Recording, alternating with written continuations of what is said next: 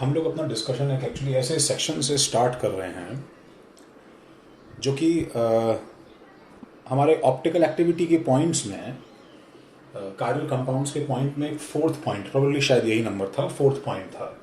इसका मीनिंग था कि अगर एक कंपाउंड के अंदर एक से ज़्यादा एक्टिव कार्बन है तब भी ऐसा हो सकता है कि ओवरऑल कंपाउंड इनएक्टिव हो जाए। अगर तो अपने पेजेस वापस बैक चेक करोगे तो तुम्हें ये स्टेटमेंट तुम्हें उसके अंदर मिलेगा, इसके आसपास ऐसा ही कुछ स्टेटमेंट मिलेगा। तो हम लोग उसी सेक्शन को देखो डील करना चाह रहे हैं। मतलब ऐसे हम लोग स्पेसिफिकली ऐसे कंपाउंड्स की ही बात कर रहे हैं अभी राइट नाउ जिनके अंदर एक से ज़्यादा एक्टिव कार्बन्स हैं और फिर भी वो कंपाउंड्स इनएक्टिव हैं। तो मतलब मैं एक बार फिर से यहाँ पे रिपीट कर रहा हूँ, जो कंडीशंस अभी तुम्हें डिस्कशन के सारे कंपाउंड्स में मिलने वाली हैं, ठीक है, वो ये हैं कि हमारे पास में जनरली फर्स्ट कंडीशन क्या है, more than one active carbons तुम्हें कंपाउंड्स के अंदर मिलेंगे। तो बाय डिफॉल्ट ऐसा देख के लगेगा कि एज इफ इन एक्टिव कार्बन्स की वजह से कंपाउंड को एक्टिविटी दिखानी चाहिए, but still second point, overall molecule जो है, ओवरऑल मॉलिक्यूल इनएक्टिव हो जाएगा। या इन अदर वर्ड्स, ठीक है, तुम ऐसा बोल सकते हो, अब मॉलिक्यूल इनएक्टिव कैसे होता है, तो एक्टिविटी और इनएक्टिविटी का सीधा रिलेशन हमें मालूम है कि POS, COS और SN से है। तो ओवरऑल मॉलिक्यूल के अंदर, और मॉलिक्यूल विल पोजेस COS और POS और SN, इसमें से कुछ ना कुछ मॉलिक्यूल पोजेस करेगा।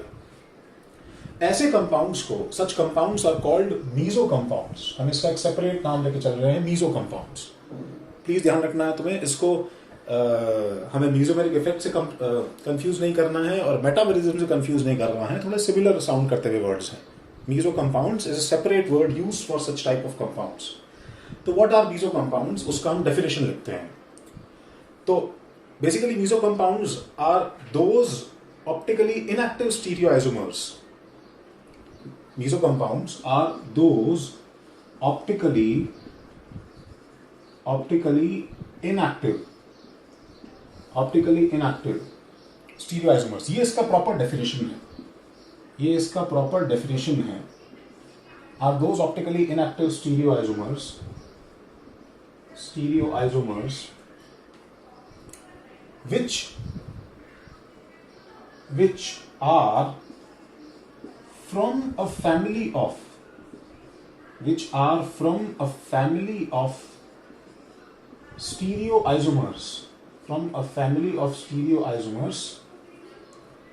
are from a family of stereoisomers,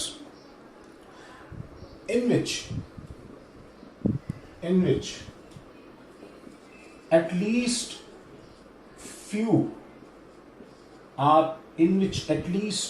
dash are active। ये बहुत ही वियर्ड सा, अजीब सा डेफिनेशन लगता है। अच्छा, बाय द वे, मैंने इस वर्ड को यहाँ ब्लैंक रखा है। अब ये वर्ड तुम्हें सोच के बताना है, तो मैं डेफिनेशन एक बार फिर से रिपीट करता हूँ। वो ये बोल रहा है कि ये मीजो कंपाउंड्स, क्योंकि मीजो कंपाउंड्स ओवरऑल खुद इनएक्टिव रहने वाले हैं, तो ये वो ऑप्टिकली इनएक्टिव स्टीरियोआइसोमर्स हैं जो एक ऐसी फैमिली ऑफ स्टीरियोआइसोमर्स को बिलोंग करते हैं। मतलब अगर तुम इसी स्ट्रक्चरल फॉर्मूले के सारे स्टीरियोआइसोमर्स ड्रॉ करोगे तो उसमें एक कंडीशन जरूरी है कि उसमें कोई ना कोई कम से कम एक कंपाउंड जरूर एक्टिव होना चाहिए, इन विच, ठीक है, at least some must be active. ठीक है, at least some must be active. ठीक है, अच्छा, जब मैं बोलता हूं कि at least some must be active, ठीक है, तो इस सम का नंबर कितना होगा? बोलो, कम से कम कितने एक्टिव आइसोमर्स हो सकते हैं? अब कम से कम तो तुम आंसर इसका एक दे सकते हो, लेकिन ये बात हमें पता है कि अगर सम आर एक्टिव में अगर एक एक्टिव कंपाउंड है, इसका मतलब एक बात तय है कि फिर उसका मिरर इमेज जो होगा वो डेफिनेटली वो भी एक्टिव होगा, क्योंकि उसका ऑप्टिकल रोटेशन उसका उल्टा होगा। तो बाय डिफॉल्ट ये नंबर जो सम है ये ऑटोमेटिकली 2 निकल के हो जाता है। कम से कम ये नंबर 2 तो रहेगा ही। इनफैक्ट ये नंबर हमेशा इवन नंबर ही रहेगा। अगर एक एक्टिव है तो उसका मिरर इमेज दूसरा एक्टिव होगा ही, तो या तो 2 कंपाउंड्स एक्टिव होंगे with equal and opposite rotation, या फिर 4 कंपाउंड एक्टिव होंगे with equal and opposite rotation and so on. कुछ ऐसा सिस्टम बनने वाला है। तो ये डेफिनेशन और जो ऊपर 2 पॉइंट्स लिखे हैं, क्या ये दोनों सेम चीज हैं? क्या इनका मतलब यही निकलता है? शायद अब ये सेम नहीं लग रहा, तो हम सिर्फ और आगे डिस्कस करते हैं। तो तुम इसे जल्दी से कॉपी कर लो, मैं पूरा रैप कर रहा हूं एंड ओके। तो हम एग्जांपल की शुरुआत एक एक्चुअली ऐसे कंपाउंड से करते हैं जो अगेन शायद तुम्हें याद हो। ये हमारे लेक्चर्स के अंदर पहला कंपाउंड था जिसमें हमने नॉन सुपर इम्पोजिबिलिटी प्रूव की थी।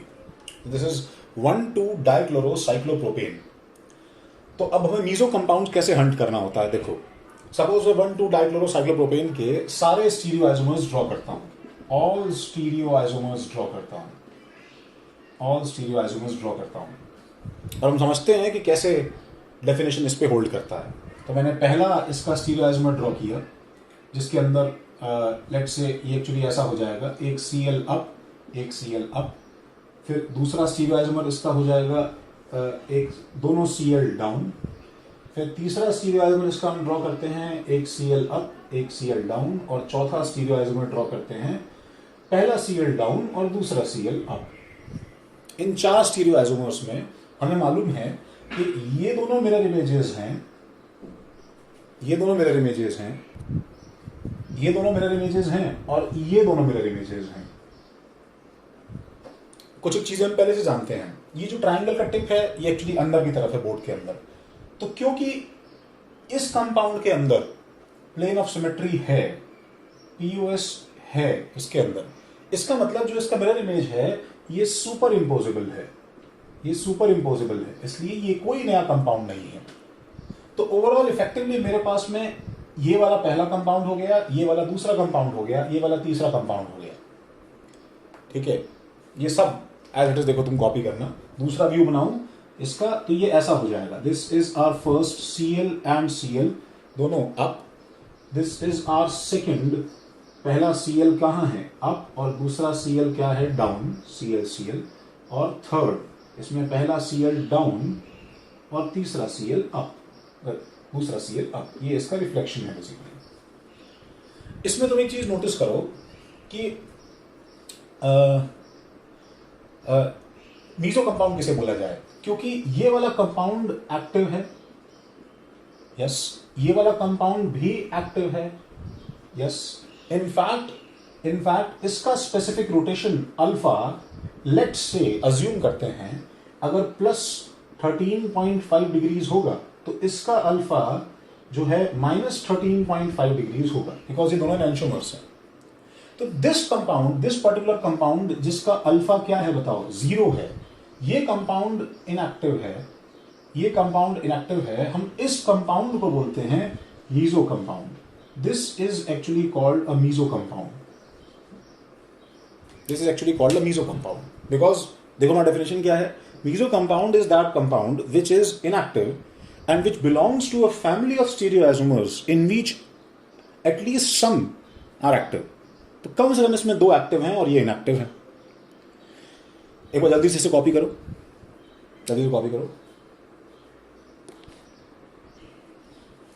बाय द वे इनके अंदर रिलेशनशिप क्या है, अगर मैं इसको A, इसको B और इसको C बोलता हूं तो नीडलेस टू से A एंड B क्या होंगे, A एंड C क्या होंगे और B एंड C क्या होंगे, आज हम लोग सब ये जानते हैं। तो तुम्हें जिस चीज का आंसर अच्छे से पता है वो एक्चुअली B और C है, तो B और C का आंसर क्या हो जाएगा, इनैंशियोमर। और सॉर्ट ऑफ ऐसे याद कर लो, तुम्हें जिसका आंसर नहीं पता है उसका आंसर एक्चुअली क्या हो जाएगा भाई, डायस्टीरियोमर, बिकॉज कोई भी 2 स्टीरियो आइसोमर्स जो एक दूसरे के इनैंशियोमर नहीं होते हैं वो डायस्टीरियोमर बन जाते हैं। इसलिए A एंड B का आंसर क्या है, डायस्टीरियोमर, और A एंड C का आंसर क्या है, diastereomer, and B and C are enantiomers. तो ये सब कॉपी कर लो, मैं इसे हटा रहा हूं। उसी एग्जांपल को कंटिन्यू करते हुए देखो, अब मैं अगर तुमसे ये पूछूं कि इसके अंदर नंबर ऑफ एक्टिव कार्बन कितने हैं, नंबर ऑफ एक्टिव कार्बन कितने हैं, नंबर ऑफ एक्टिव या कायरल कार्बन कितने हैं, मतलब जिसके ऊपर चारों ग्रुप डिफरेंट हो। तो Cl पे तो भाई कार्बन पूछा है, चलो एटम्स अगर गिने तो Cl पे 3 लोन पेयर है, कोई फायदा नहीं है। इस कार्बन पे ये Cl है और ये H अलग है, दोनों अलग है, और ये CH2 और फिर C पे Cl अलग ब्रांच है और डायरेक्टली C पे Cl अलग ब्रांच है। दैट मीन्स ये वाला कार्बन एक्चुअली कायरल है, ये वाला कार्बन एक्चुअली कायरल है। सिमिलरली ये वाला कार्बन भी इसमें कायरल है। तो एक्टिव कार्बन, कायरल कार्बन इसके अंदर 2 हैं। There are 2 carbons that are active और कायरल। अब ये जो 2 कायरल कार्बन्स हैं, ये एक्चुअली अलग अलग कॉम्बिनेशन में कंपाउंड के अंदर ऐसे ऐसे शेप्स ले सकते हैं। इसमें से सिर्फ यही कंपाउंड है, only this is the compound, जिसके अंदर क्या है, बाई चांस ऐसा हो गया कि इसके अंदर प्लेन ऑफ सिमेट्री आ गई, तो अब इसका मतलब एक्टिव कार्बन है और फिर भी ओवरऑल कंपाउंड इनएक्टिव है। तो इसका देखो कंक्लूजन हम लोग ये निकालते हैं कि लाइट इसने भी रोटेट की होगी, लाइट इसने भी रोटेट की होगी, मतलब इस कार्बन के अबाउट लाइट रोटेशन हुआ होगा, बिकॉज चारों पार्ट्स इसके अलग अलग हैं। इस कार्बन के अबाउट भी लाइट रोटेशन हुआ होगा, लाइट रोटेट हुआ होगा। बट प्लेन ऑफ सिमेट्री की वजह से, रिफ्लेक्शन होने की वजह से, बिकॉज जो रिफ्लेक्शन, ये दोनों कंपाउंड्स एक दूसरे के बाहर हैं, ठीक है, इंटर कंपाउंड रिफ्लेक्शन है, वो इसमें इंट्रा रिफ्लेक्शन आ गया है। इसका मतलब इस कंपाउंड के अंदर इंटरनली कुछ ऐसा हुआ है कि एक हाफ ने जो भी कुछ रोटेशन किया +10 का, दूसरे हाफ ने वो एग्जैक्टली -10 कैंसिल कर दिया, एग्जैक्टली -10 कैंसिल कर दिया, ठीक है। ऐसे कंपाउंड्स को हम लोग मीजो बुलाते हैं, ठीक है। तो जनरली इन कंपाउंड्स में क्या होता है, जनरली मीजो कंपाउंड्स के अंदर क्या होता है, मीजो कंपाउंड्स किस चीज से कैरेक्टराइज होते हैं, मीजो कंपाउंड्स है, ठीक है, मीजो कंपाउंड्स है, इसमें क्या लिख सकते हैं, 2 और मोर स्टीरियोजेनिक सेंटर्स इनके अंदर प्रेजेंट होते हैं।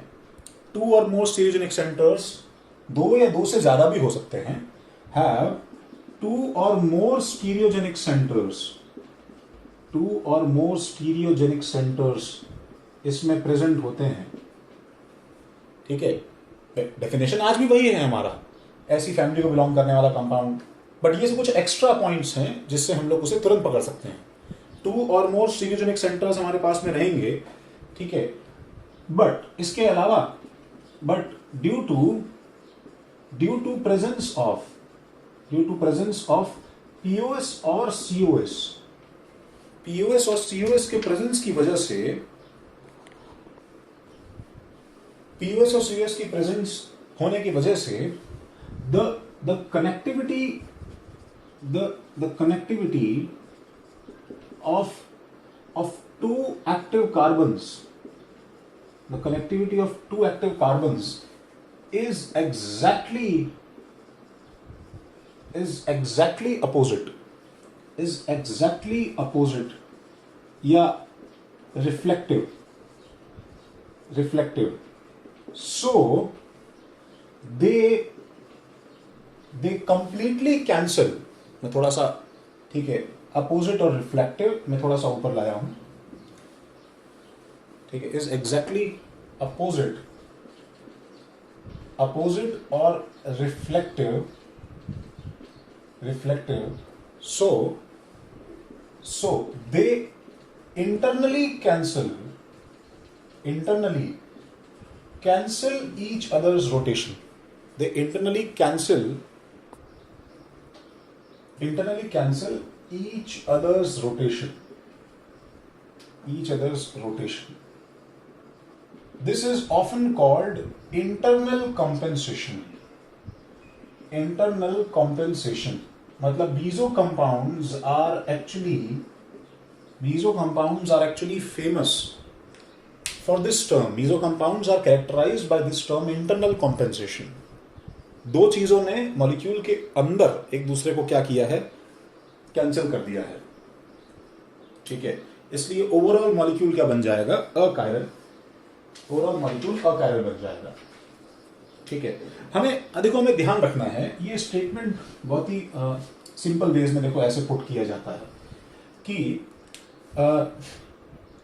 सारे के सारे इनएक्टिव कंपाउंड्स मीजो नहीं होते, मतलब अगर मैं CH4 ले लूंगा, CH4 ले लूंगा, ठीक है, H और H, तो क्या ये इनएक्टिव है? Yes no? यस।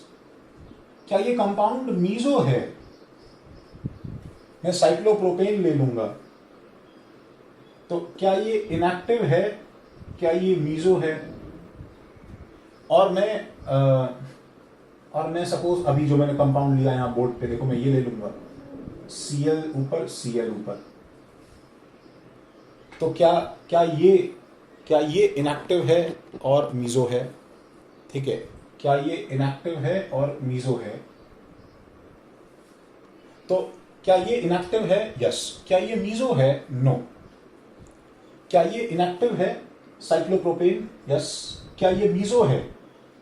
हम कैसे बता रहे हैं? वी हैव टू फाइंड, फिर से रिपीट कर रहा हूं कि सिर्फ पीओएस सीओएस होना मीजो नहीं है। वी हैव टू फाइंड, दो तरीके हैं देखने के। देखो, या तो तुम ऐसे सोचो, क्या इसके अंदर एक से ज्यादा कायरल कार्बन है, एक से ज्यादा कायरल कार्बन हो ताकि इंटरनली कॉम्पेंसेशन हो रहा हो, तो उसे हम मीजो बोलेंगे। तो इसके अंदर कोई कायरल कार्बन ही नहीं है, तो इसमें कुछ मीजो होने का पॉइंट ही नहीं उठता। या तुम दूसरा तरीका ये है सोचने का कि सोचो कि क्या इसका कोई स्टीरियो आइसोमर और पॉसिबल है, और कोई स्टीरियो आइसोमर इसी स्ट्रक्चर का जो कि एक्टिविटी दिखाता हो, जहां पे वो चीज एक्टिव बनती हो। तो वैसा कुछ केस इसमें पॉसिबल ही नहीं है, वैसा कुछ केस पॉसिबल नहीं है। This is meso? No. This is, and this is inactive? Yes. This is meso? Yes. This is meso? Yes. तो all meso compounds are inactive,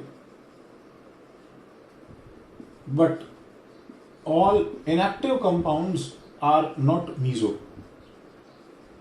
Inactive compounds are not meso. तुम feel लेने के लिए ऐसा कुछ सोच सकते हो कि जैसे मेरे पास एक ऑब्जेक्ट है, ये मूव नहीं कर रहा है। If it is not moving, ठीक है, तो इसमें दो केस हैं, या तो इसके ऊपर कुछ लग ही नहीं रहा है फोर्स, और या फिर इसके ऊपर अपोजिट डायरेक्शन में इक्वल एंड सेम मैग्नीट्यूड का फोर्स लगाया जा रहा है। तो ये दो केसेस हम डिस्कस करना चाह रहे हैं। जब कुछ फोर्स ही नहीं लग रहा है तो ये दो केसेस ये वाले हैं। जब इक्वल एंड अपोजिट फोर्स लग रहा है तो भी आउटकम हमें सेम दिखाई देगा, वैसा कोई इसमें लाइट का मूवमेंट, कोई लाइट का रोटेशन नहीं होगा, बट एक्चुअली वो इक्वली कैंसिल होने की वजह से जीरो हो गया है। तो ये मीजो में और नॉर्मल मीजो इनएक्टिव कंपाउंड्स में, नॉर्मल इनएक्टिव कंपाउंड्स में डिफरेंस है। इसी में देखो एक और केस होता है, मैं इसको सब कुछ मैं रब कर रहा हूं। तो इसके अंदर एक दूसरा केस होता है, ठीक है, वो है the case of external compensation. The case of external compensation. अब ये क्या है एक्सटर्नल कंपेंसेशन? तो शायद तुम इसे सोच के गेस कर सकते हो मैं क्या करने वाला हूं। ये भी एक तरीका है सॉल्यूशंस के इनएक्टिव हो जाने का, the case of external compensation.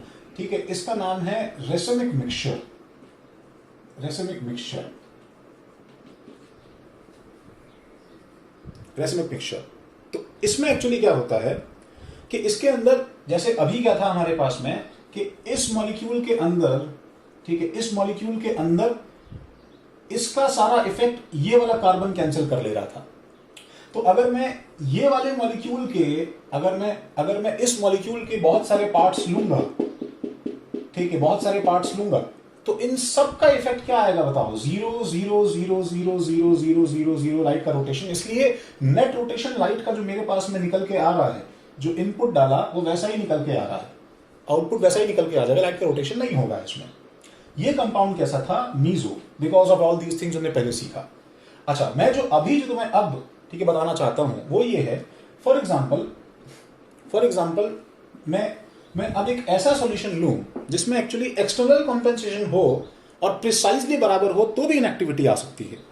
वो ये कि सपोज मैंने एक बीकर लिया और मैंने इसके अंदर एक कंपाउंड ये डाला। देखो, see this compound, this is ClCl, ठीक है, दिस इज एक कंपाउंड ये डाला ClCl, और एक कंपाउंड मैंने इसके अंदर ये डाला Cl नीडनेस टू से कि तुम इसको फ्लिप करके तो नहीं रोटेट करके सुपर इम्पोज करवा सकते। तो if this represents this section and this represents this section, ठीक है, ऐसा कुछ, तो मेरे पास ये बीकर जो है, अगर मैंने सही तरह से इसको फिलअप किया such that 1 2 3 4 5 6 7 8 9 10 11 12 13 14 15 blue dots, I don't know colour कितना साफ विजिबल है, 1 2 3 4 5 6 7 8 9 10 11 12 13 14 15। तो व्हाट विल हैपन इज कि ये जो मिक्सचर है इसके अंदर एक्चुअली जब मैं लाइट पास करूंगा, ठीक है, एंड लाइट जब इसमें से पास होकर बाहर निकलेगा तो it will again show no optical rotation, बिल्कुल जैसा तुमने डाला वैसा ही बाहर निकल के आ जाएगा, that will not show any optical rotation. तो ये इफेक्ट एक्चुअली, अच्छा पता है, आईपीस से देख के we actually can not differentiate between previous solution and this solution, because मेरे लिए तो रीडिंग जो है थीटा इक्वल टू 0 ही निकल के आएगा, थीटा इक्वल 0 निकल के आएगा। बट हम जानते हैं कि ये एक्चुअली एक दूसरा केस है। इसके अंदर क्या है कि वो प्रॉब्लम +10 और -10 की वजह से एक्सटर्नली कॉम्पेंसेट हो रही है, ठीक है, और ये तभी होल्ड कर सकता है जब दोनों का अमाउंट बिल्कुल बराबर हो। जहां तुमने थोड़ा सा 2 ब्लू हटा के ऐसे डिस्टर्ब किया तो इमीडिएटली यहां पे इफेक्ट जो है इसका कुछ ऐसा आना शुरू हो जाएगा, that will start giving a net positive +10 rotation proportional to the amount that is not +10, proportional to the amount that is present in access.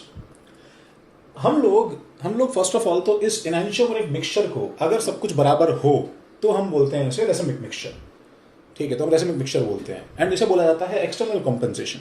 जैसे वो इंटरनल कॉम्पेंसेशन की वजह से 0 हो गया था, वैसे ये एक्सटर्नल कॉम्पेंसेशन की वजह से क्या हो रहा है कि तुम ऐसा समझ सकते हो ऐसे कुछ पार्टिकल्स उधर मूव कर रहे हैं, कुछ पार्टिकल्स इधर मूव कर रहे हैं, बट नेट क्या है, सेंटर ऑफ मास हमारा टाइप मूव नहीं कर पा रहा है, because equal and opposite motion हो रहा है दोनों चीज़ों का, और लाइट हमें मूव करता हुआ नहीं दिखाई दे रहा है। तो मैं इसको हटा रहा हूँ, एंड इसका प्रॉपर डेफिनेशन क्या है, हम लोग थोड़ा इसको कैसे वर्ड्स में एक्सप्रेस करें वो हम यहाँ पे देख रहे हैं।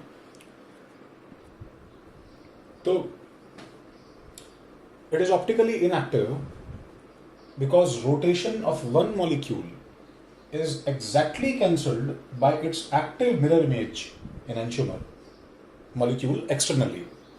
So this is an example of intermolecular cancellation between two molecules or external compensation, unlike previous one which was intramolecular compensation or internal compensation.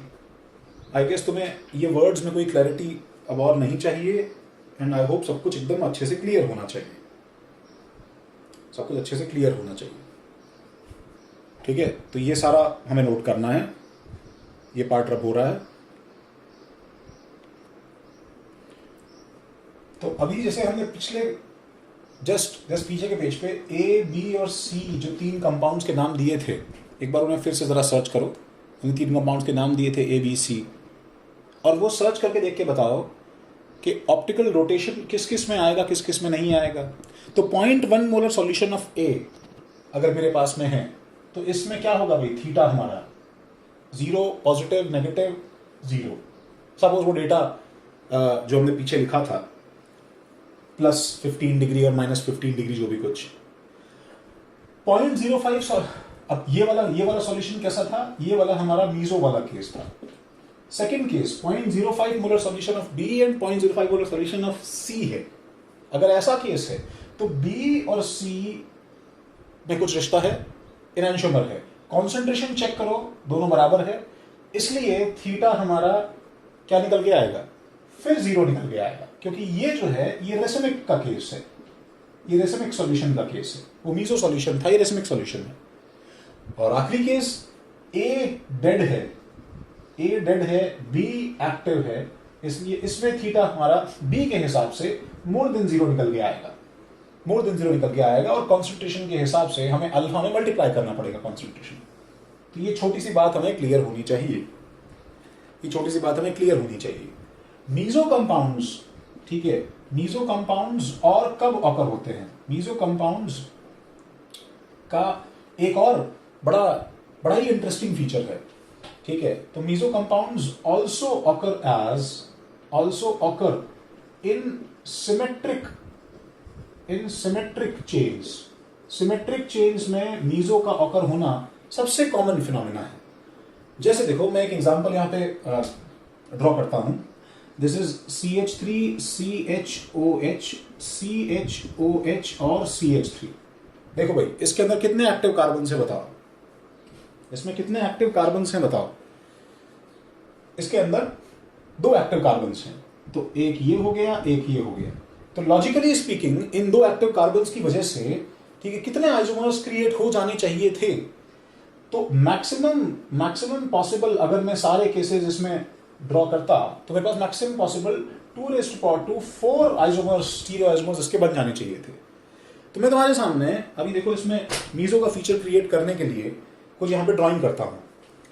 तो वो चारों स्टीरियो आइसोमर की पॉसिबिलिटी, आई नो वैसे आंसर इसका 4 नहीं है, एंड तुम answer guess करो, शायद तुम्हारा गेस सही भी होगा, वो आंसर 4 नहीं है।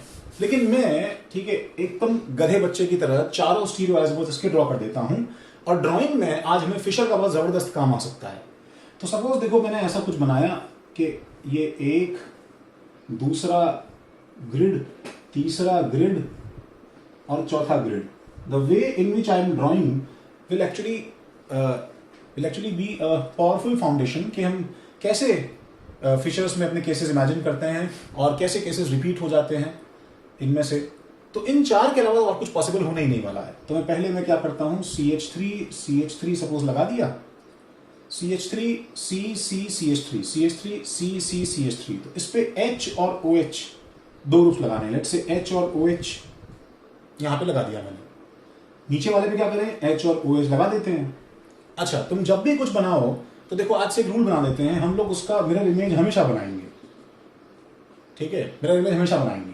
हम बाद में देख लेंगे कि वो मिरर इमेज सुपर इम्पोजिबल है या नहीं है, वो देखा जाएगा बाद में, लेट्स सी दैट लेटर। तो यहां पे फिर देखो क्या हो गया, CH3 और OH, इसका मिरर इमेज ले रहा हूं, देखो OH और H आ गया, और क्या हो गया, और OH और H आ गया। ये केस हमारे पास बन गया। अच्छा, अब हम एक काम करते हैं, अब हम ये ऊपर वाला एक रिपीट कर देते हैं। अब एक H और OH एक्सचेंज कर देते हैं इस केस में। तो CH3, तो एक OH इधर और H इधर, लेकिन नीचे वाला सेम रखते हैं, H और OH, CH3।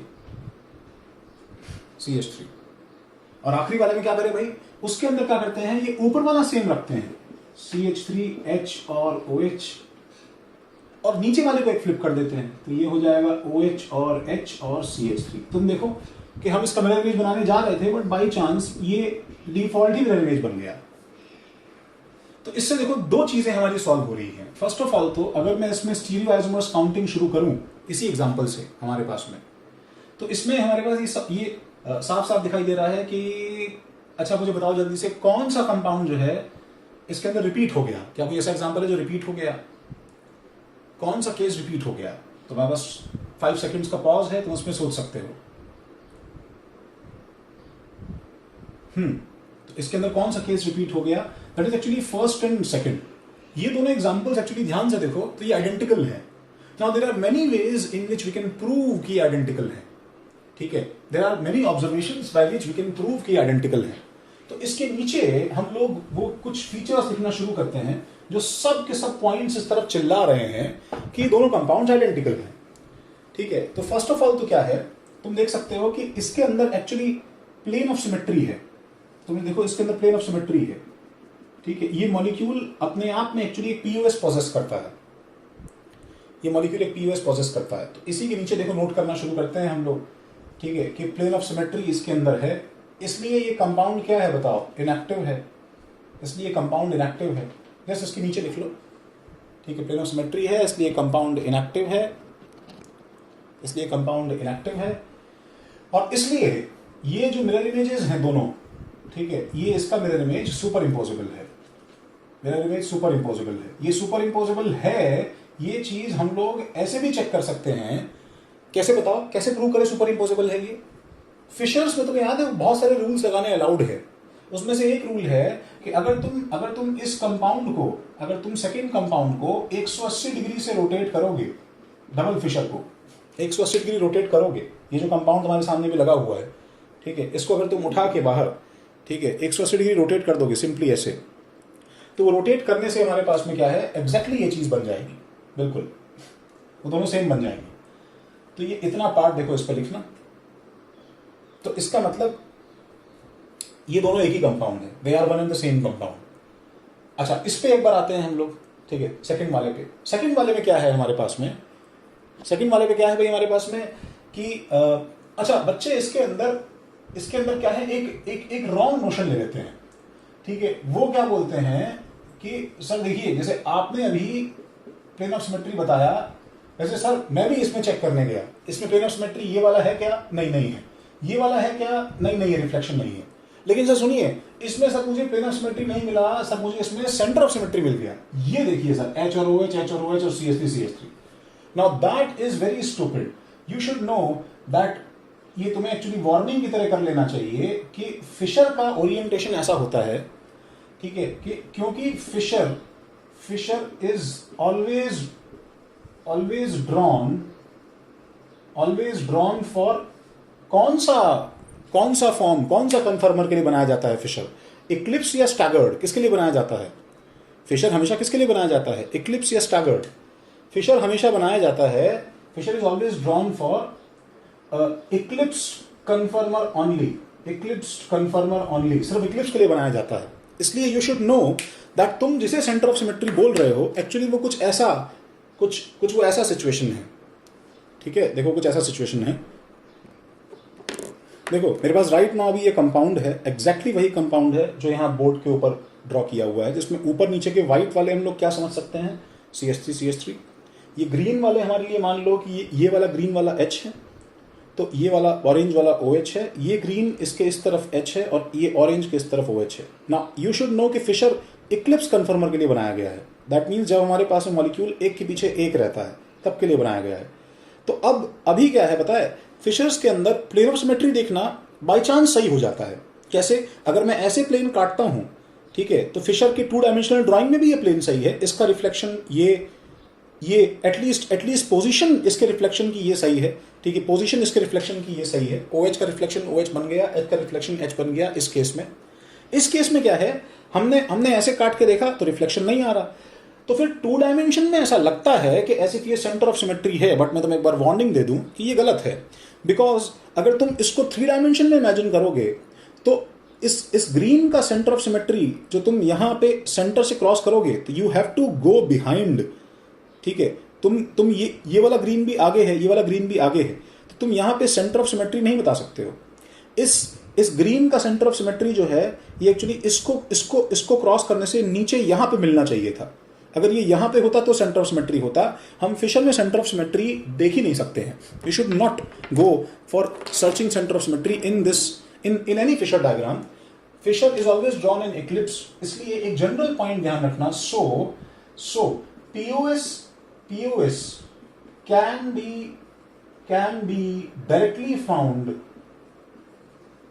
directly found on Fischer. हम डायरेक्टली फिशर पे POS ढूंढ सकते हैं, बट COS हमें कभी फिशर पे नहीं देखना चाहिए। COS should not be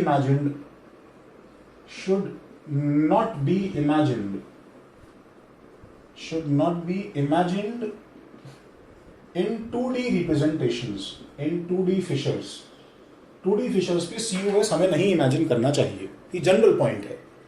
just मैं तुम्हें कंक्लूड करना चाह रहा था कि इस कंपाउंड के पास में, जैसे इसके पास POS था, इसके पास में POS है नहीं, इसके पास COS है। अब अगर COS है या नहीं है वो चेक करना है, तो तुम्हें इसको एक्चुअली पहले इक्लिप्स कन्फर्मर से तुम्हें इसे स्टैगर्ड पे लेके जाना पड़ेगा।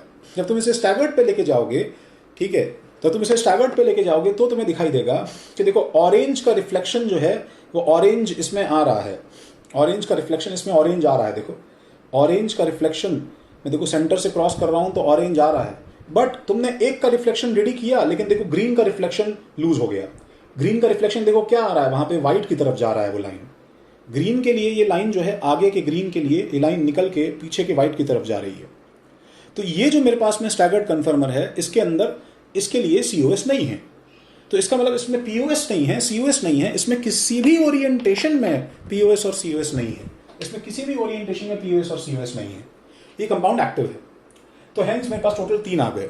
ठीक है, तो ये जो कंपाउंड है, ये कंपाउंड एक मीजो कंपाउंड है, ये कंपाउंड एक मीजो कंपाउंड है। एक और चीज जो तुम इसकी इंटरेस्टिंग है बहुत ज्यादा, वो नोटिस कर सकते हो, देखो वो ये है कि अगर सपोज मैं इसका आरएस नोमेनक्लेचर करने जाऊं, ठीक है, now guys be with me, तो ऑक्सीजन का रैंक 1, उसके बाद में CH3 है, H है और ये नीचे का पूरा ग्रुप है। तो नीचे का पूरे ग्रुप के हिसाब से कार्बन के पास ऑक्सीजन अटैच्ड है, तो इसका रैंक 2, इसका रैंक CH3 का 3, इसका रैंक 4।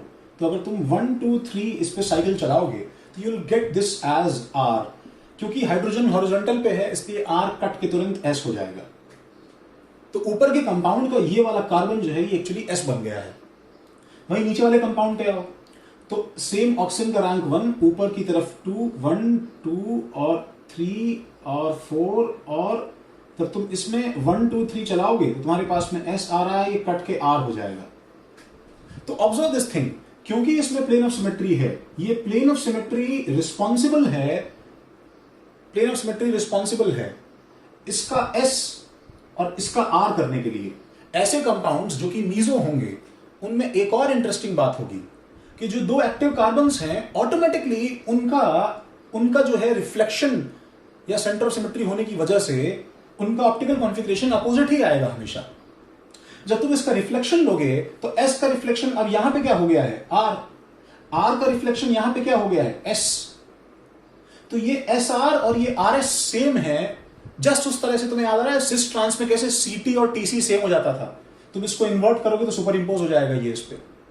ठीक है, अच्छा बाय द वे इसका जो कॉन्फ़िगरेशन है, आज मुझे बताओ इसका कॉन्फ़िगरेशन तुम बिना सॉल्व किए सीधा इसको देख के बता सकते हो क्या होगा?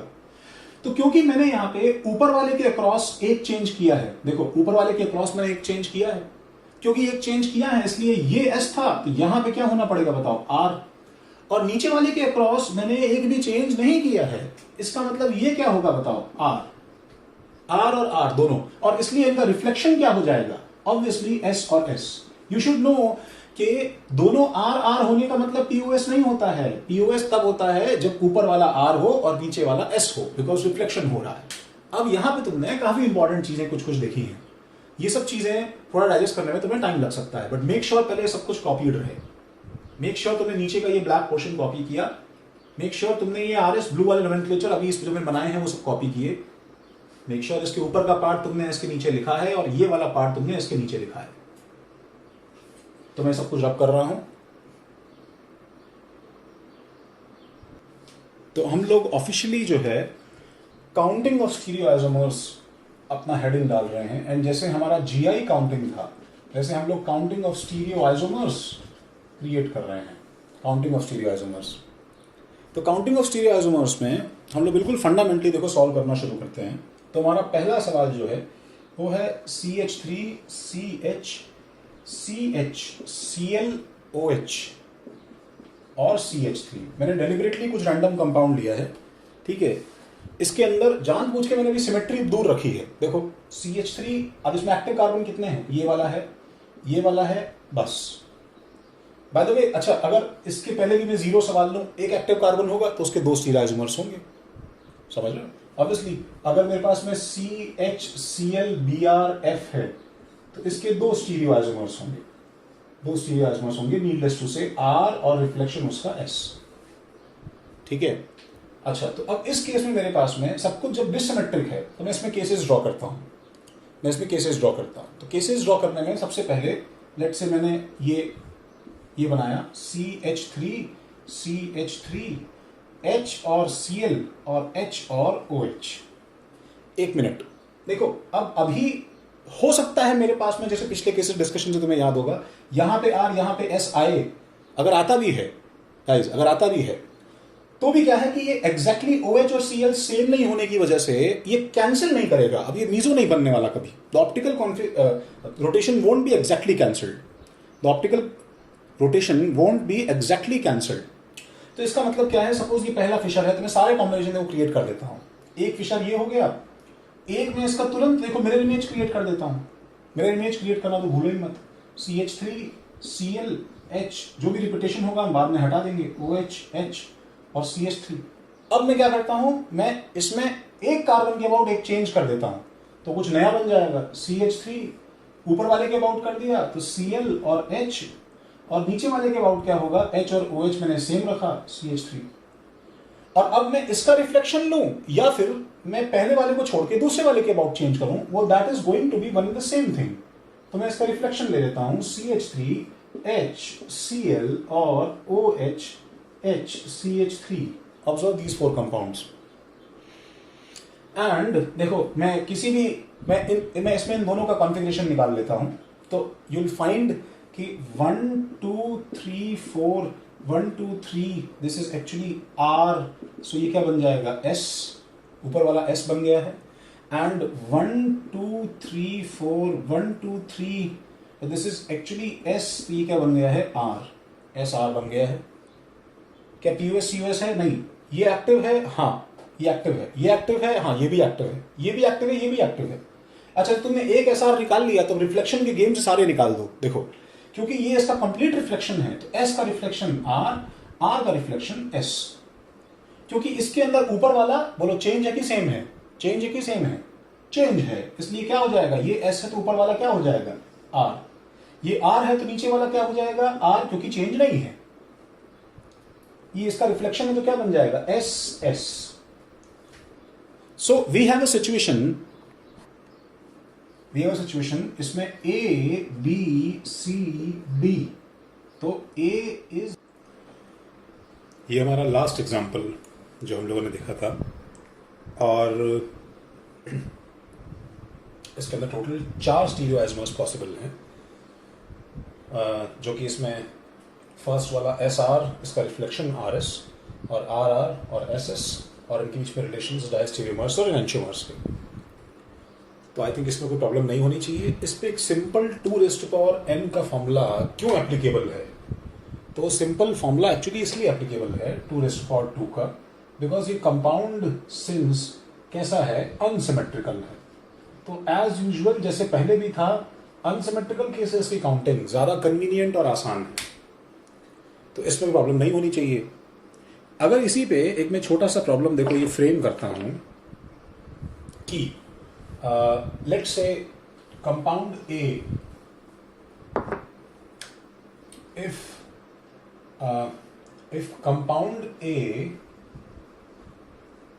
if compound A has alpha specific rotation at a temperature and for a particular wavelength is equal to 13.3 degrees plus 13.3 degrees,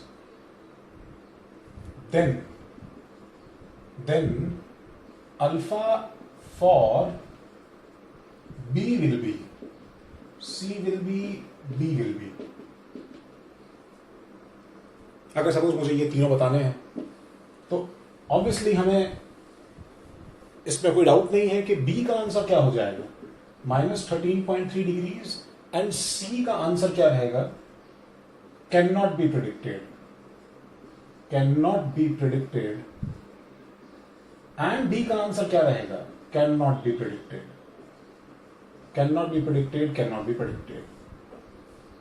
remember diastereomers, चलो स्टेटमेंट बाद में आते हैं, फिलहाल ये दोनों स्टेटमेंट हमें समझ में आ गए, क्योंकि एनेंटियोमर्स पे तुम कमेंट कर सकते हो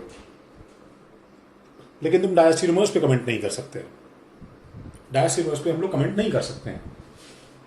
तो खैर चलो काउंटिंग के इस मामले को हम लोग थोड़ा सा आगे बढ़ाते हैं। For example our next case is CH2OH CHOH CHOH CHOH CH2OH। Active carbon हम जल्दी से मार्क करें, हाइड्रोजन ऑक्सीजन नहीं, कार्बन HH नहीं, CH एक एक्टिव, दूसरा एक्टिव, तीसरा एक्टिव। आई एम सॉरी मैं केस थोड़ा सा चेंज कर रहा हूँ, थोड़ा सा बड़ा केस है ये, हम पहले इसका छोटा केस वर्जन देख रहे हैं। तो CH2OH ये भी नहीं है, ये भी नहीं है। तो वैसे देखो ये केस ठीक है, एक्चुअली क्या है, रिपीटेशन है हमारे फर्स्ट एग्जांपल का रिपीटेशन है जो हमने अभी सिमेट्रिक केस में काउंटिंग किया था। ठीक है, तो इसका आंसर हम डायरेक्टली लिख सकते हैं। देखो क्या, कि इसका A compound let's say R R निकल के आता है, तो B compound let's say R S निकल के आता है, C let's say S R निकल के आता है, और D let's say S S निकल के आता है।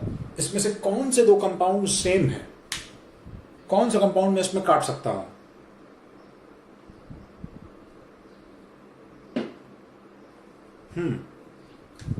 मैं इसमें से बी और सी में से ऑब्वियसली एक चीज काट सकता हूं। तो क्योंकि हमें देखो ऐसे देखो ध्यान रखना है, क्योंकि ये कंपाउंड सिमेट्रिकल है, तो सिमेट्रिकल कंपाउंड्स में एक ऐसा तरीका है पहचानने का। सिमेट्रिकल कंपाउंड्स में एक केस मीजो का जरूर आता है, there is always a case of meso, and symmetrical compounds में ये चीज सिमेट्रिकल नहीं आती है। एंड मीजो का आइडेंटिफिकेशन क्या होता है? वो आइडेंटिफिकेशन ये होता है कि उसमें जो तुम्हारा line of plane of symmetry है उसके ऊपर और नीचे रिफ्लेक्शंस होते हैं कॉन्फ़िगरेशन के। अगर यहां आर होगा यहां एस होगा, इसके ऊपर एस होगा तो यहां आर होगा, एंड सो ऑन। रिफ्लेक्शंस होते हैं कॉन्फ़िगरेशन के। तो आर का रिफ्लेक्शन आर नहीं हो सकता, आर का रिफ्लेक्शन एस हो सकता है। इसका मतलब डेफिनेटली इसके अंदर प्लेन ऑफ सिमेट्री है और इसके अंदर प्लेन ऑफ सिमेट्री है। इनफैक्ट ये दोनों आइडेंटिकल कंपाउंड्स हैं, इसलिए एक को मैं कट कर देता हूं। ये शायद तुम्हें एग्जांपल समझ में आया। ये मैं वही वाला एग्जांपल बता रहा हूं जो हमने पहले फर्स्ट केस में देख लिया था हमने। तो मैं एक केस को कट कर देता हूं। अब अगर मैं इसमें तुमसे सवाल, अच्छा टोटल कितने आंसर, इसका टोटल क्या हो गया? Obviously 2 is wrong, total is equal to 3, जिसमें से एक्टिव कितने हैं? देखो अब हम कुछ थोड़ा डिटेल में बातें करते हैं। एक्टिव कितने हैं बताओ? इसके अंदर 2, और मीजो कितने हैं इसके अंदर? 1। मीजो इसमें 1 है। तो अगर इसमें सवाल पूछा जाए, if compound A has alpha lambda T is equal to let's say -15 degree, तो बी का क्या होगा, सी का क्या होगा, डी का क्या होगा? तो पहले इनका रिलेशन बताओ। ए के साथ बी का रिश्ता क्या है? डायास्टीरियोमर। ए के साथ सी का रिश्ता क्या है? डायास्टीरियोमर। और ए के साथ डी का रिश्ता क्या है? एनेंशियोमर। तो एक जिसका आंसर मैं कंफर्म दे सकता हूं वो क्या है? किसका आंसर दे सकता हूं बताओ मैं? डी का। तो डी का आंसर तो कंफर्म है, वो क्या होगा? +15 डिग्री। अब नॉर्मली प्रीवियस केस के हिसाब से देखो, हमने अभी ऊपर क्या देखा था? डायास्टीरियोमर्स का आंसर, भाई ये दोनों एनेंशियोमर थे और ये दोनों डायास्टीरियोमर थे। डायास्टीरियोमर। तो डायास्टीरियोमर का आंसर जो है ये हम लोग नहीं दे सकते। बट बिवेयर, यहां पे हमको ध्यान रखना है कि ये ऐसे वैसे डायास्टीरियोमर नहीं है। ये क्या है? ये दोनों मीजो कंपाउंड्स हैं। तो हमें याद क्या रखना है? जल्दी से देखो, सारा कॉपी करो सेक्शन, और देखो इसमें तो सबको समझ में आना चाहिए। तो हमें बस ये समझ में आना चाहिए कि अगर मेरे पास में alpha of a compound A is known, अगर अल्फा किसी का पता है, तो ध्यान रखना हम लोग एनेंशियोमर पे इसके एनेंशियोमर पे कमेंट कर सकते हैं, एंड इसका आंसर क्या होगा? -अल्फा हो जाएगा। और हम लोग डायास्टीरियोमर पे कमेंट नहीं कर सकते हैं एक्सेप्ट कि वो कंपाउंड मीजो ना हो जाए। अगर मीजो है तो वैसे भी इररिस्पेक्टिव ऑफ एनी अल्फा, पहले क्या था, इसका तो अल्फा हमेशा 0 ही रहता है, बिकॉज मीजो कंपाउंड्स इनएक्टिव होते हैं। मीजो कंपाउंड ही इनएक्टिव होता है। हाँ, अगर मेरे पास में एक्टिव डायस्टीरियोमर है तो इसका आंसर कांट बी प्रेडिक्टेड रहेगा। हम डायस्टीरियोमर्स का अल्फा नहीं बता सकते हैं किसी कंपाउंड के अल्फा से। तो आई थिंक ये पार्ट हमें क्लियर होगा। तो जो हमारा नेक्स्ट एग्जांपल है वो एक्चुअली इसका थोड़ा सा एक्सटेंशन है। इसे प्लीज कॉपी करो, तो मैं ऊपर शिफ्ट करता हूं। ठीक है, मैं रब कर रहा हूं। हमारा नेक्स्ट एग्जांपल जो है वो देखो हम ये लेते हैं, let's say CH3CHOH CHOH, CHOH, CH3। तो ये ऑब्वियसली देखो कुछ स्पेशल हम इसमें सीखने वाले हैं, क्योंकि इसमें कुछ एक तो सिमेट्रिक आ गया है, सिमेट्रिक है एंड ये ऑड सिमेट्रिक है, लेकिन हम कोई इसमें फॉर्मूला ठीक डायरेक्टली नहीं लगाएंगे, आई एम सॉरी।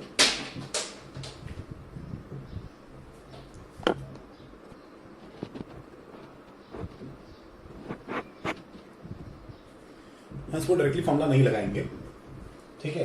तो एक्टिव नहीं है, ये एक्टिव है, ये एक्टिव है, ये एक्टिव है और वो एक्टिव नहीं है।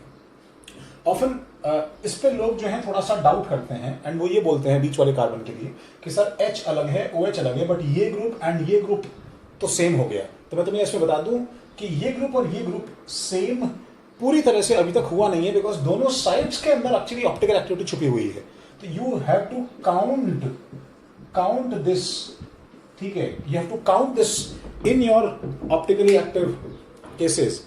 हमें अपने ऑप्टिकली एक्टिव केसेस में इसको जो है n में काउंटिंग रखनी है, इसका n3 काउंट करना है, बिकॉज ये कभी कभी एक्टिव स्टार्ट हो जाएगा, कभी कभी एक्टिव नहीं रहेगा। तो ये केस थोड़ा सा कभी कभी डाइसी लगता है एंड वी ऑफन फॉरगेट के एकदम से हमें कुछ आ जाए दिमाग में कि अरे ये ग्रुप सेम दिखाई दे रहे हैं, ये ग्रुप अभी ड्राइंग में तुमको सेम दिखाई दे रहे हैं, बट हो सकता है ऑप्टिकली सेम हो सकता है ना भी हो। इन एनी केस मैं एक काम करता हूं, मैं इसके सारे पॉसिबल अगर स्टीरियो आइसोमर्स ड्रॉ करूं, ऑल पॉसिबल ड्रॉ कर लेता हूं, उसके बाद देखते हैं अपना आंसर क्या आता है।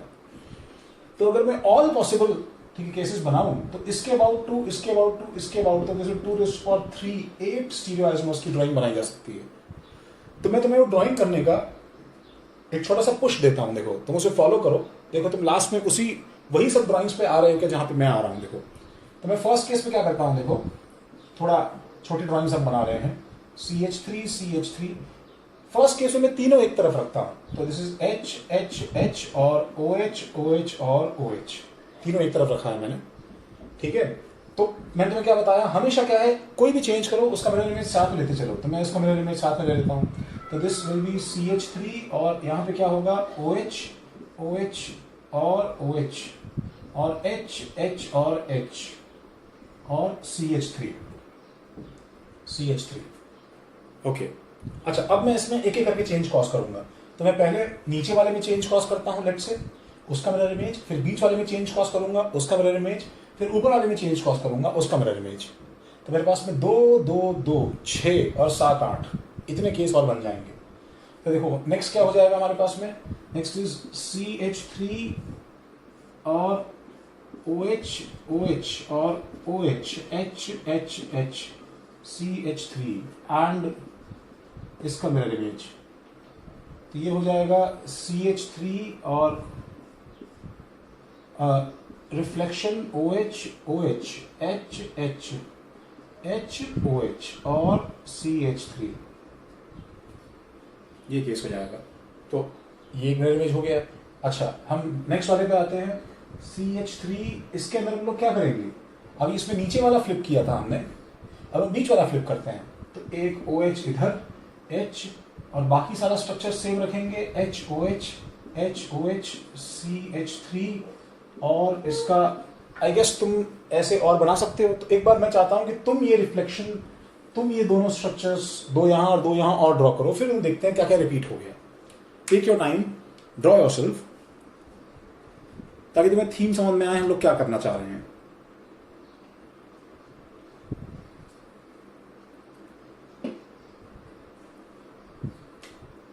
ओके तो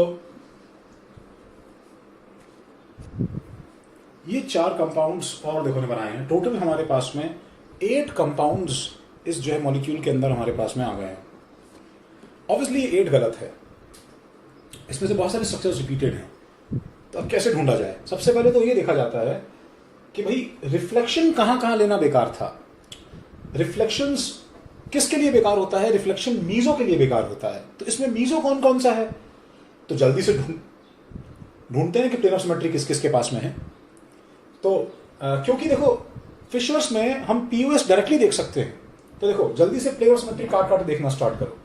तो ऐसे काटो तो यू विल फाइंड कि देखो पहला वाला देखो, इसके अक्रॉस एक प्लेन बनाओ ऐसा, इसके अक्रॉस एक प्लेन बनाया, तो क्या ये टेलर सिमेट्री है? अच्छा, ये एच और ओ एच राजी नहीं है, बट मरने दो इनको। ओ एच का reflection O H, the reflection of H is H, C H three C H, सब कुछ परफेक्ट है। तो इसके अंदर पीओएस है, इसका मतलब ये रिपीटेशन है। इसको मैं क्रॉस लगाता हूं, ये दोनों सेम है, ये दोनों सेम हो गए कंपाउंड्स। अच्छा, एक बार इस बात को चेक करो, क्या ये सेम है?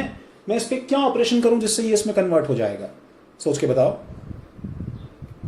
हाँ, क्या कर सकते हैं बताओ? पूरे फिशर को उठा के एज इट इज घुमा दो इसको, तो ये सारा का सारा चेंज होके एज इट इज में कन्वर्ट हो जाएगा, और वो करना अलाउड है, इसलिए ये चीज चली गई।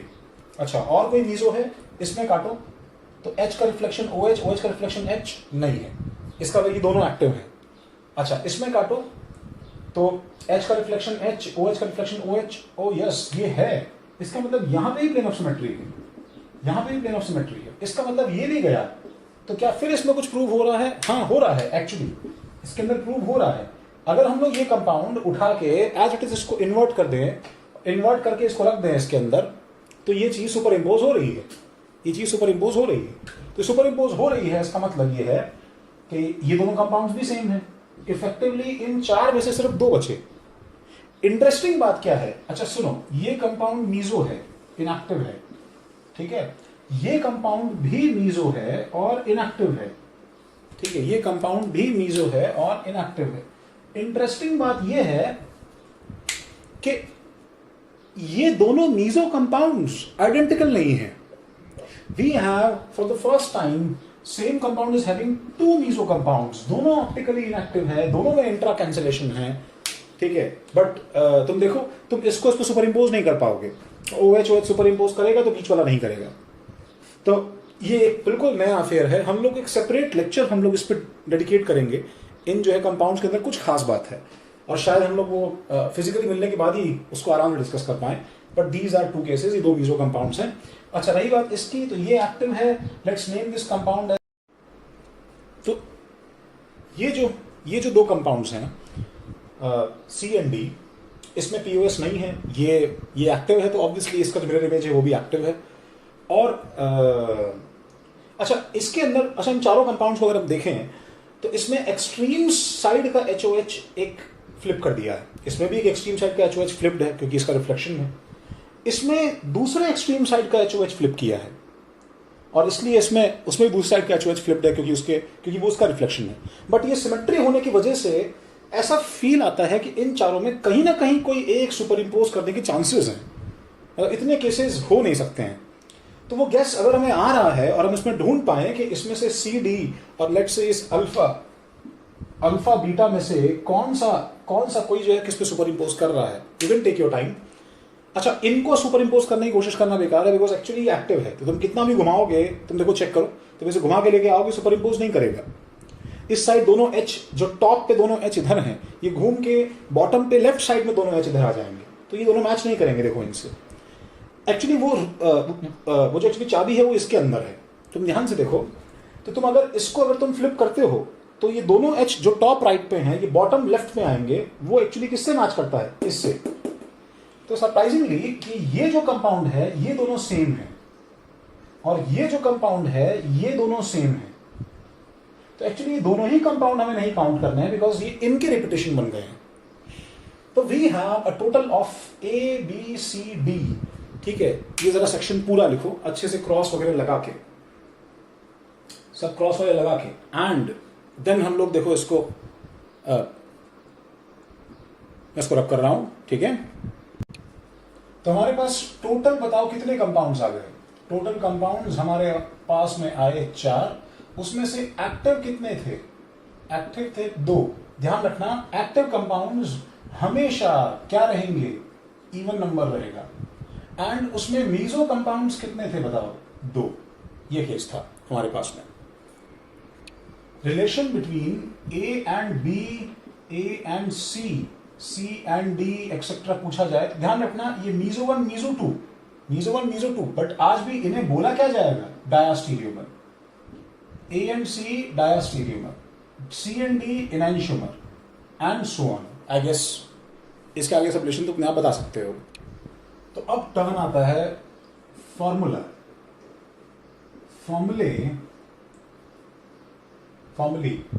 For stereoisomers, for total stereoisomers, हम जो सेक्शन यहां देखने वाले हैं ये तुम्हें एक्चुअली लर्न करना पड़ेगा। ये तुम्हें काउंटिंग के लिए इसके अंदर फॉर्मूले जो बनने वाले हैं वो तुम्हें लर्न करने हैं, और वो प्रीवियस फॉर्मूले जो जीआई के थे, यहाँ पे जो स्टीरियो के फॉर्मूले हैं उसमें इसमें क्या फर्क है हम लोग देखो यहाँ पे देखते हैं। तो फॉर्मूले फॉर टोटल स्टीरियोआइसोमर्स में, ठीक है, हमारे पास दो केस है, एक अनसिमेट्रिकल, ठीक है, और दूसरा सिमेट्रिकल। और सिमेट्रिकल में हमारे पास फर्दर फिर इवन और ऑड। ओके, इवन और ऑड। तो इसका तो केस बहुत सिंपल है अनसिमेट्रिकल का। डायरेक्ट फॉर्मूला क्या है बताओ? Total is equal to 2 raised to power n, where n is number of stereogenic centers। Even और ऑड में अब हमारे पास में एक जो है छोटा सा जो है चेंज है, इवन ऑड। अच्छा, इसमें भी बताते हैं लोग, देखो इवन के लिए हमारे पास टोटल का फॉर्मूला क्या था? तुम्हें वहां का फॉर्मूला याद है? बताओ। टोटल का 2 raised to power n minus 1, शायद याद है तुम्हें? 2 raised to power n minus 1 plus 2 raised to power n minus 1 plus क्या था हमारे पास में भाई? 2 raised to power n by 2 minus 1, ये सेक्शन था। 2 raised to power n by 2 minus 1, 2 raised to power n minus 1 plus 2 raised to power n by 2 minus 1, ये हमारे पास इवन का सेक्शन था। ऑड का सेक्शन हमारे पास में क्या है? तो अब देखो इसके लिए क्या है, ऑड में हमको एक छोटा सा प्रॉब्लम है, वो तुमको एक एक्स्ट्रा, ठीक है, मार्किंग करके सब चीजें चेंज करके लिखना पड़ेगा। ऑड का हमारा फॉर्मूला वो नहीं है जो हम लोगों ने जीआई में याद किया था। ऑड का फॉर्मूला हमारे पास में वो नहीं है जो हमने जीआई में याद किया था। तो ऑड के फॉर्मूले में हमारे पास में है, देखो टोटल जो हमारे पास केसेस हैं that is equal to 2 raised to power n minus 1, that ये total cases 2 raised to power n minus 1 है। Total stereoisomers 2 raised to power n minus 1 है। अब इसमें क्या है, जो मीजो कंपाउंड्स हैं, meso that is equal to 2 raised to power n minus 1 by 2, ये वो बिल्कुल उसी को रिजेंबल कर रहा है जो तुमने उस केस में याद किया था, बस थोड़ा सा अलग हो गया है। मीजो कंपाउंड्स ये हैं, तो अगर मीजो कंपाउंड्स ये निकल के आया है तो इसका मतलब एक्टिव कंपाउंड्स क्या होगा? एक्टिव कंपाउंड्स जो हैं वो क्या हो जाएगा? जब ऊपर वाला टोटल है तो इसमें एक्टिव कंपाउंड्स हो जाएगा 2 raised to power n minus 1 minus 2 raised to power n minus 1 by 2। तो ये इसके अंदर मीजो होने की वजह से नए नए टर्म निकल के आ रहे हैं। देखो अगला वाला जो केस है ये वाला, ठीक है, ये वाला, इसके अंदर भी देखो सेम सिचुएशन है। ये जो चीज है ये टोटल के लिए है, ये चीज टोटल के लिए है, ठीक है। तो अब इसके अंदर भी मीजो और भाई सिमेट्रिकल है तो मीजो और एक्टिव तो रहेगा ही ऑब्वियसली। तो इसका जो मीजो सेक्शन है, ये दूसरा वाला टर्म जो रहता था, ठीक है, दिस इज फॉर मीजो। तो इसका जो मीजो सेक्शन है वो है 2 raised to power n by 2 minus 1, जैसे इसका मीजो सेक्शन है 2 raised to power n minus 1 by 2, और जो इसका एक्टिव सेक्शन है वो हो जाएगा 2 raised to power n minus 1। तो ये तीनों सबसे पहले हमें अच्छे से याद होने चाहिए। एक बार इनको लिखो, सब अच्छे से लिखो, मैं इसे रब कर रहा हूं पूरा। ओके, तो सबसे पहले क्या है, जैसे ये कुछ एग्जांपल्स हैं, तो फर्स्ट वाला तुम अपने आप कर सकते हो। तुम्हारा काम क्या है, एंड ढूंढना और ये बताना कि सिमेट्रिकल है कि अनसिमेट्रिकल है। सेकेंड वाला एंड ढूंढना और ये बताना कि सिमेट्रिकल है कि अनसिमेट्रिकल है। तो तुम फॉर्मूला लगा के अपने आप निकालोगे, एक्टिव मीजो सब निकालोगे। अच्छा, थर्ड देखो, थर्ड वाला जो हमारा मिक्स्ड एग्जांपल है, तो मिक्स्ड एग्जांपल में अच्छा इसमें कुछ इंटरेस्टिंग हो जाता है। तो अगर जीआई के पॉइंट ऑफ व्यू से देखो तो इसमें कितने स्टीरियोआइसोमर्स हैं और ऑप्टिकल के कितने स्टीरियोआइसोमर्स हैं, और ये सिमेट्रिकल है कि अनसिमेट्रिकल है। तो सबसे पहले तो ये केस अनसिमेट्रिकल का है, एंड मिक्स का तो एग्जांपल का फॉर्मूला हमने देखा ही नहीं है। अच्छी बात क्या है कि क्योंकि ये अनसिमेट्रिकल है तो फॉर बोथ केसेस, दोनों ही केसेस के लिए हमारे पास में एक ही फॉर्मूला था। तो जब अनसिमेट्रिकल में एक फॉर्मूला दोनों पे काम करता है तो कंबाइंड मिक्सचर पे भी ये फॉर्मूला काम करेगा 2n। तो हमें पता क्या लगाना है कि इसमें n क्या है। तो मैं n क्या बताया था, बताओ। n was stereogenic centres. Stereogenic centre का मतलब ये कि देखो व्हाट इज n, जिसको हमने बोला था स्टीरियोजेनिक सेंटर। अब वैसे तो फील देने के लिए तो तुमको पता ही है इसका n कितना है, इसका n कितना है। अच्छा, अगर GI के हिसाब से देखते तो इसमें तुम n क्या लेते बताओ। n वाज, ठीक है, n was double bonds, number of double bonds, number of C double bond C for GI, ठीक है। And n is active carbon in OI, active carbon in optical isomerism. तो इस case में n क्या हो जाएगा हमारे पास में, इस केस में n क्या हो जाएगा। तो स्टीरियोजेनिक सेंटर्स जो हैं वो टोटल ऐड कर लो। टोटल हमारे पास में कितना है बताओ, 2। एक ये हो गया, एक ये हो गया और एक ये हो गया, तो n2 हो गया, 1 2। तो सिंपली मेरे पास में टोटल स्टीरियो आइसोमर्स जो हैं वो 2⁴ इक्वल टू 4 आ जाएंगे। आंसर बिल्कुल सही है, इसका आंसर 4 ही है। ऑल्दो हम वो 4 ड्रॉ करके उसमें कुछ नया ढूंढ सकते हैं, ठीक है, देखने के लिए। तो 4 आ जाएंगे, टोटल 2, n टोटल 2 है हमारे पास में, तो टोटल हमारे पास 4 आ जाएगा। तो what is a stereogenic centre, मतलब एक्चुअली हम उसे क्या बोल सकते हैं कि स्टीरियोजेनिक सेंटर जरूरी नहीं है कि एक ही एटम होता है।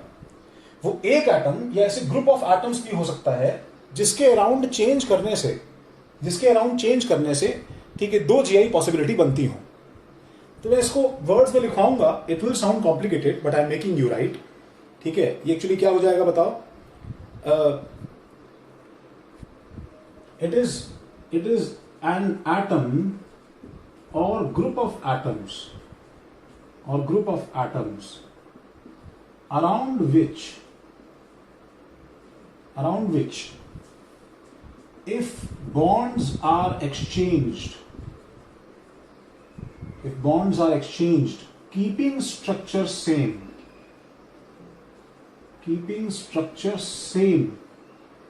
then 2 stereoisomers are possible. 2 stereoisomers are possible. अगर ये सेटिस्फाई करता है वो इस डेफिनेशन को, तो ये फॉर्मूले उस पर होल्ड करेंगे, क्योंकि हमारे फॉर्मूले में सिर्फ 2 बनने का ही स्कोप होना चाहिए, 2 बनने का ही स्कोप होना चाहिए। तो मैं इसी एग्जांपल में थोड़ा सा आगे डिस्कशन करूं तो बताओ हमारे 4 जो कंपाउंड्स बन रहे हैं वो कौन कौन से कंपाउंड्स हैं चारों। तो वो चारों कंपाउंड्स एक्चुअली ये हैं, देखो, दे आर, सबसे पहले सिस, इसके लिए सिस और ट्रांस, फिर इसके सिस के लिए एक R, इसके सिस के लिए एक S, इसके ट्रांस के लिए एक R, ट्रांस के लिए एक S। ये हमारे पास A, B, C और D है। And here it becomes interesting. बताओ भाई, A एंड B का रिश्ता, A एंड C का रिश्ता, A एंड D का रिश्ता, B एंड C का रिश्ता एंड सो ऑन। इतने रिश्ते बता देंगे हम लोग, 4 रिश्ते हम लोग, 4 रिलेशंस क्लियर कर दें तो वैसे भी हमारा मामला जो है वो एक्चुअली प्रीटी मच सेटल्ड हो जाएगा। तो A एंड B का रिलेशन क्या है बताओ, A एंड B का। तो पहली चीज देखो ध्यान में क्या आती है पता है, कि अगर मैं A का रिफ्लेक्शन लेता, सुनो, मैं एक्चुअली इसको इस तरह पुट करता हूं, मैं नीचे का कर रहा हूं, आई होप तुमने लिख लिया होगा। तो डू यू रियलाइज कि एक सिस का रिफ्लेक्शन, देखो C डबल बॉन्ड C, और यहां पे सपोज मेरे पास में ऑप्टिकल एक्टिविटी है, लेट्स से ये R है। जब इसका मैं रिफ्लेक्शन लूंगा तो एक बहुत बड़ा मिसकंसेप्शन है हमारे दिमाग में, हमें लगता है जैसे R का रिफ्लेक्शन S हो जाएगा, जैसे R का रिफ्लेक्शन जो है ये एक्चुअली S हो जाएगा, ठीक है। ये बात तो बिल्कुल सही है, R का रिफ्लेक्शन S हो जाता है, ठीक है। लेकिन सिस का रिफ्लेक्शन, ये बात ध्यान रखना है कि सिस ही रहता है। ऑब्वियसली सिस का रिफ्लेक्शन जो है वो सिस ही रहेगा। सिस का रिफ्लेक्शन ट्रांस हो जाता है, दोनों हाथ एक तरफ हैं तो रिफ्लेक्शन उल्टा कैसे हो सकता है, कॉमन सेंस की बात है। सिस का रिफ्लेक्शन सिस ही रहता है, ये बात बहुत जरूरी है। इसलिए तुम्हें दिख रहा है कि ए और बी एक्चुअली एक दूसरे के रिफ्लेक्शंस हैं। शायद अब तुम इसका आंसर कर सकते हो, या तुम इसका आंसर कर सकते हो। तो ए एंड बी का आंसर क्या हो जाएगा बताओ, एनैंशियोमर। यस, बाकी आंसर्स प्लीज फिलअप करो, प्लीज फिलअप करो। 1 सेकंड में दे रहा हूं तुम्हें, 1 मिनट ले लो।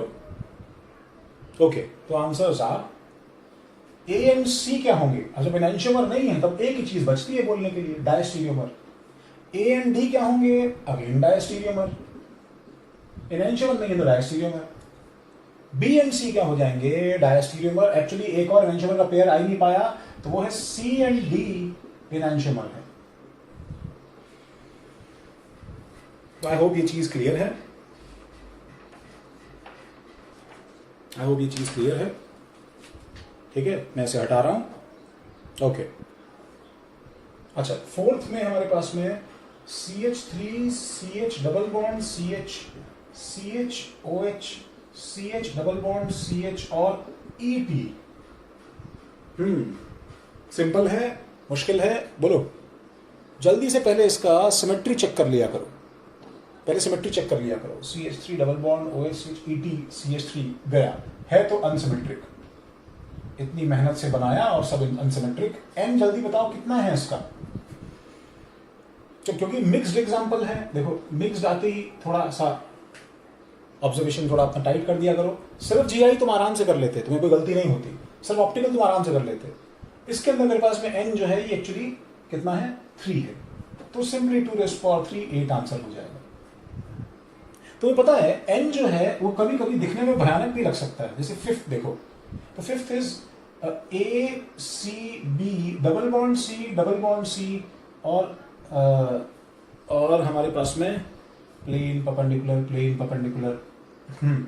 तो this will be actually AB। अब मुझे इसके नंबर ऑफ स्टीरियो आइसोमर्स निकालने हैं।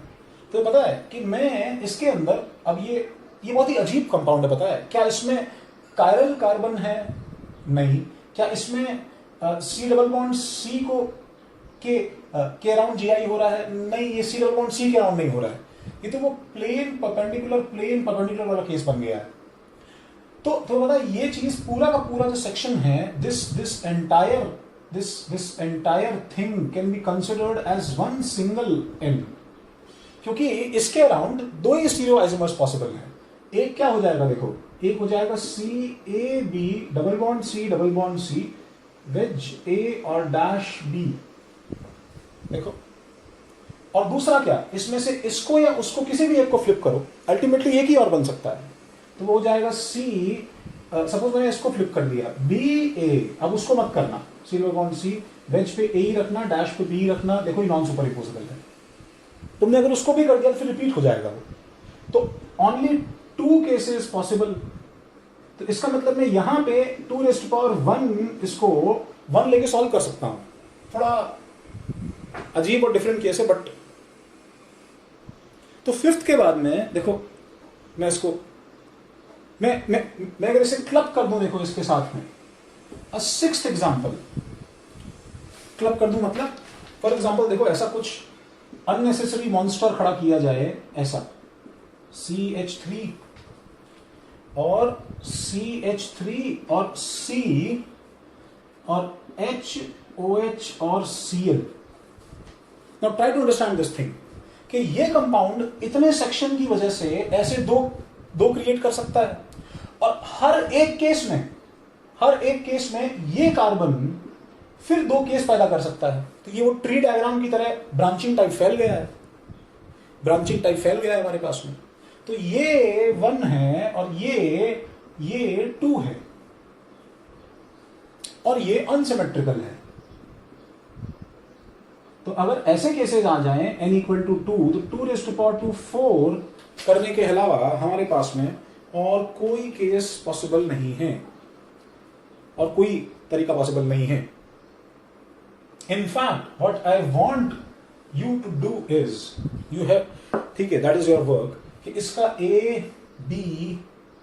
A ड्रॉ करो, इसका B ड्रॉ करो, इसका C ड्रॉ करो और इसका D ड्रॉ करो, और चारों कंपाउंड्स ड्रॉ करने के बाद में, ठीक है, चारों कंपाउंड्स ड्रॉ करने के बाद में establish a relation between A and B, B and C and D, A and D। ये रिलेशन स्टैब्लिश करो। तो ये यहां तक का सेक्शन देखो सही होना चाहिए।